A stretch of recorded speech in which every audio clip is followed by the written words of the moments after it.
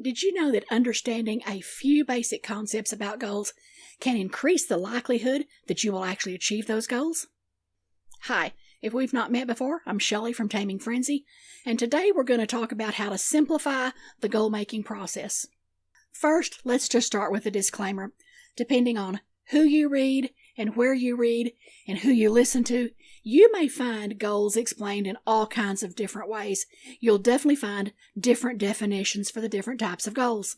In fact, you may find books or articles that describe anywhere from 5 to 10 to even 20 different types of goals. And that's all right. But it's really easy to get off in the woods and to let yourself get so confused by all the conflicting definitions that you end up frustrated and confused and just throwing your hands up because you feel like you are not doing it right. And trust me, I've ended up confused more than once myself. But as long as you understand the very basic concepts, the different definitions really don't have to trip you up and confuse you. So let's talk about what I've boiled down into 3 basic types of goals that will help you achieve pretty much anything you want. The first type of goal is an aspirational goal. Now, I've also seen it called an outcome goal and other types of goals depending on where I've been reading and where I've been looking and who I've been studying. But whatever we choose to call it, it's basically this. An aspirational goal is something really big that you want to achieve that is a bit amorphous or ambiguous and it's probably a little bit hard to define. And this would be like the umbrella which other goals would be underneath. In other words, while you may in your heart know what it is, this aspirational goal, you may find it a little bit difficult to actually pinpoint and define and put down on paper. I tend to think of an aspirational goal as a do, be, have, or experience type of goal because it involves things that I want to do, be, have, or experience.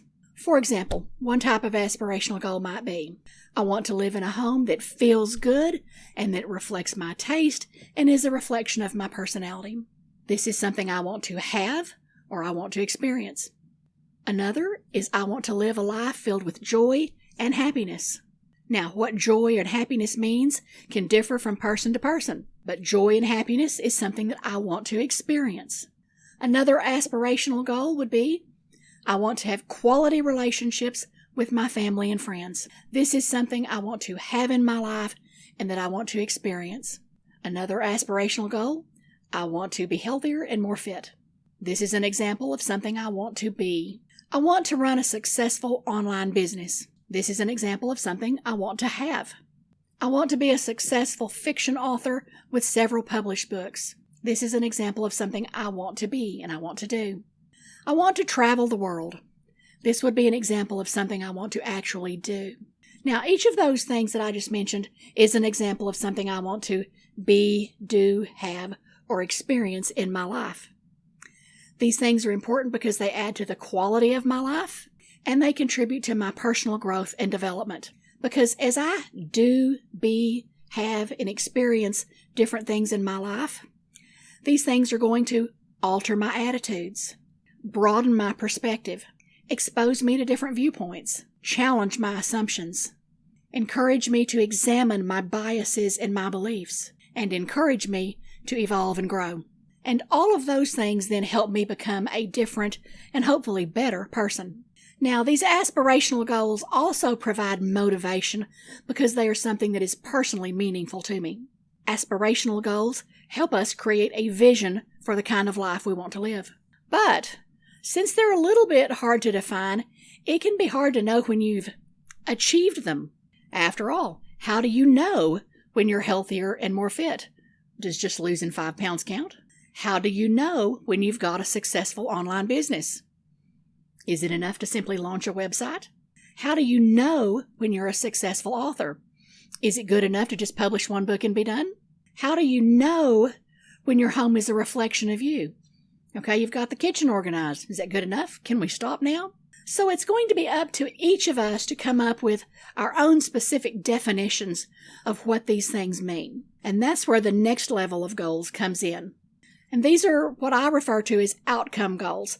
I've seen them called other things, of course, but this is where you define something specific that you want to achieve. For example, If your aspirational goal was I want to be healthier and more fit, your outcome goal might be I want to lose X number of pounds.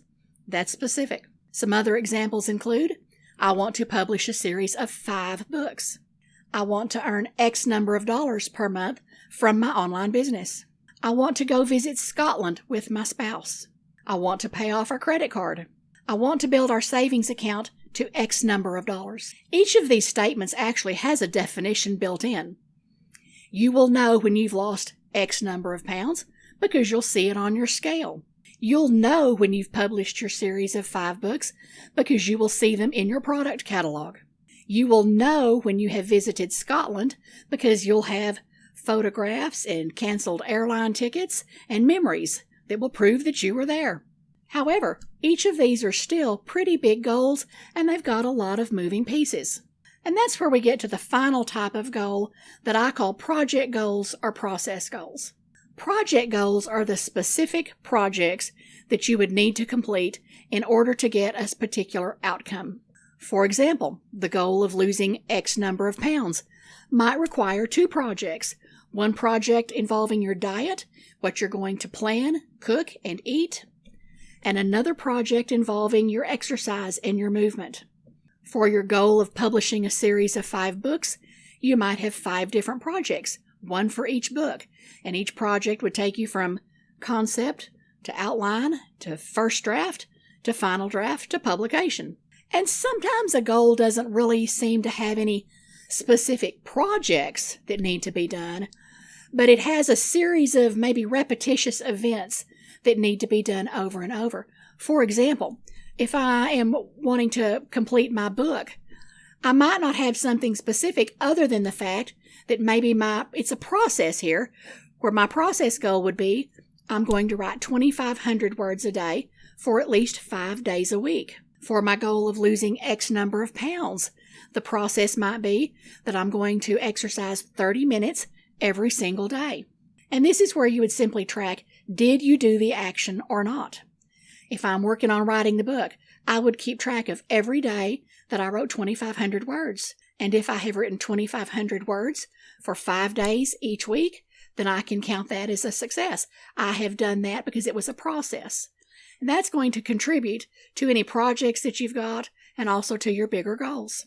Now, do you need both project and process goals? Not really. All of this with goals actually gets down to you and what your specific goals are going to require in order for you to turn them into reality. So while there are a lot of different definitions and approaches and ways that you can really end up thoroughly confused with goals on, we've really worked our way from the biggest type of goal, the aspirational goal, down to the outcome goal, something specific that helps us reach that aspiration, and then down to the smaller things, the projects or the processes that we need to go through. Those 3 types of goals will pretty much allow you to accomplish anything that you want to. The good thing is there's no need to get off in the weeds. There's no need to muddy up your shoes. There's certainly no reason to get all confused. If you're interested in seeing how you can go through this actual process, I do have a mini course that is how you can use Trello to set your goals and set your projects and then take care of all those little day-to-day details that help you achieve those goals and mark them off your list and turn them into reality. I will leave the link in the description below. I hope you'll watch the other videos in this series on achieving goals, and until next time, let's all tame some frenzy.